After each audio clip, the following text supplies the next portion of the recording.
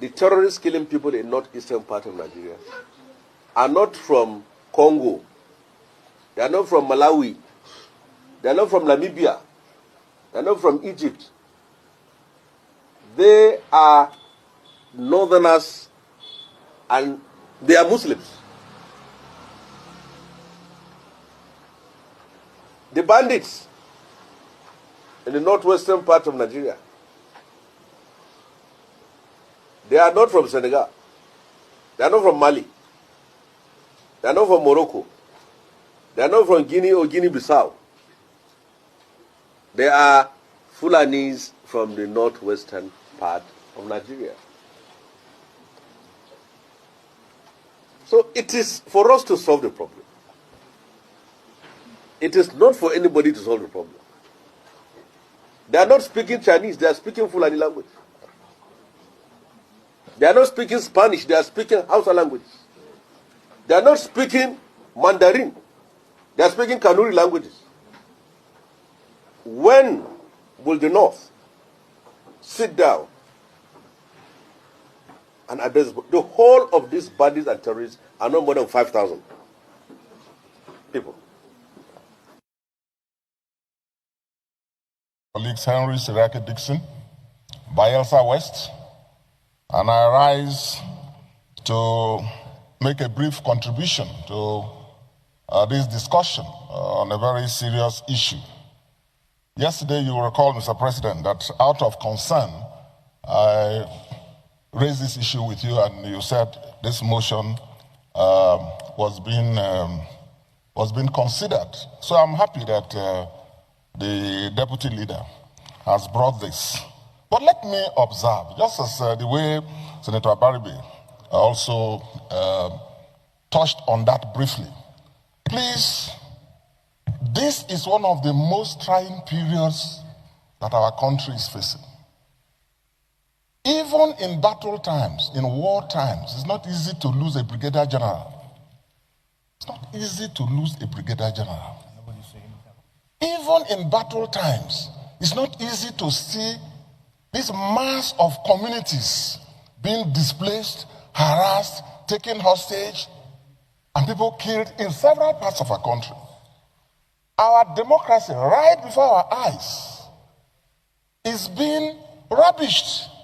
Our country, right before our eyes, is losing prestige and respect, and is endangered by the day. So this is a very serious motion. And I want to briefly object to the way and manner some of the comments from the other side have been on this very serious issue. This is the Senate of the Federal Republic. Sorry, no, please. I'm coming. Let me make my views, please. You will learn, but which other side? There is only No. There is only one side. The mover of the motion. I'm coming. Before I say, please. The mover of the motion talked about. This was Senator Dixon.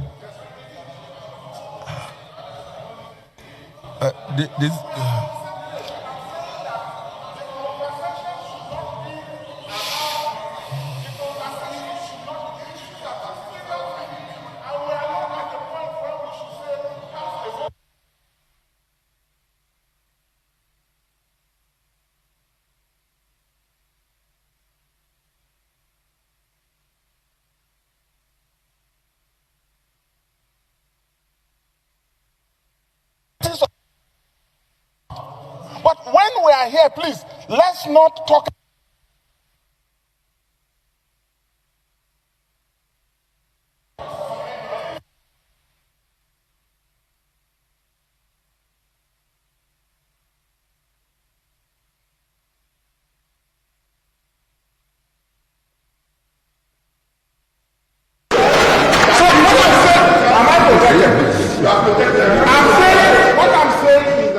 While we are united to discuss this issue of national security, please, the conversation should reflect the seriousness of this matter.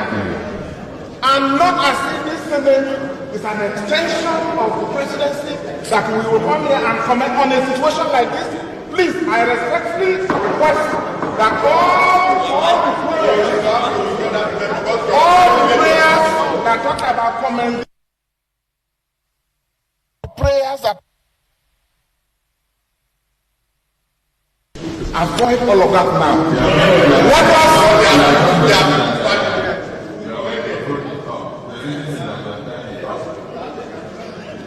Well, you are the presiding officer. If on this very serious national issue you have recognized me, you don't want me to conclude my thoughts. The country is seeing me, the world is seeing me. I will take my seat. If you want to conclude your speech, be guided from the chair. The reality is that this affects all of us. So there's nothing like this side or that side. Immediately you... No. Well, the person watching you outside will think that the Senate is in two divisions. On the issue of insecurity that we are discussing, we are one side. The entire Senate is one.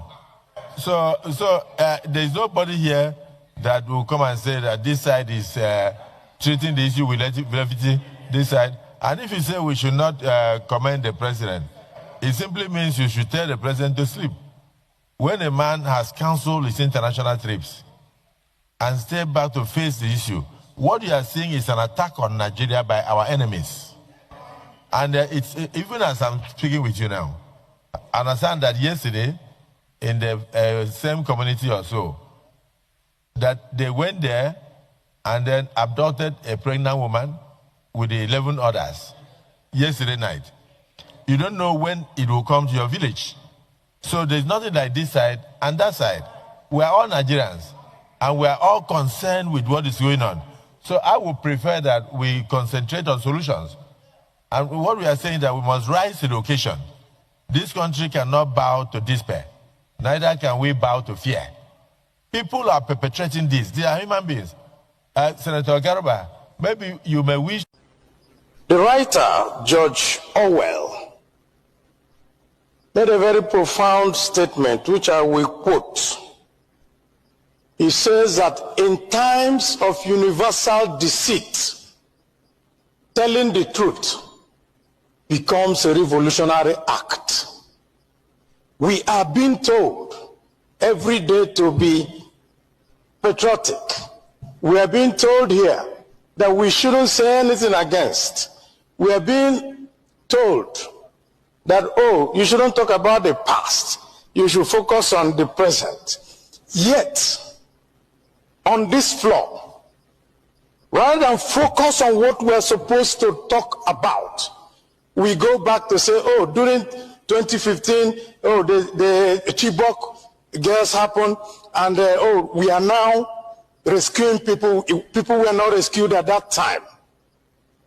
During Chibok, 17 local governments in Katsina were not having parleys with bandits. People in Kebbi were not leaving all the rural areas and coming to only the urban areas to stay. People in Niger were not being kidnapped. So why do we need to? At any time we need to talk about the present issues of today. We go back to start to look for excuse for our failures of today. I only want to say, let us do the right thing. We're not blaming this government for what they are finding itself, but it is the government in power, and they should do the right thing. What are the right things? We take only one example. The governor of Kebbi said that somebody ordered troops out and people were kidnapped. Till today, nobody in Nigeria knows what happened, and no question has been asked. And we are sitting down here as a parliament, and we turn and we talk. Yet, somebody is responsible. If I'm the commander-in-chief, I will call the army commander in that place and the head of the army and say, if you don't get me the head of this person who withdrew the troops to put all these children in jeopardy, then you make an example of him. That is how a country is run. A country is not run on pacification. A country is run on confronting issues. I rest my case.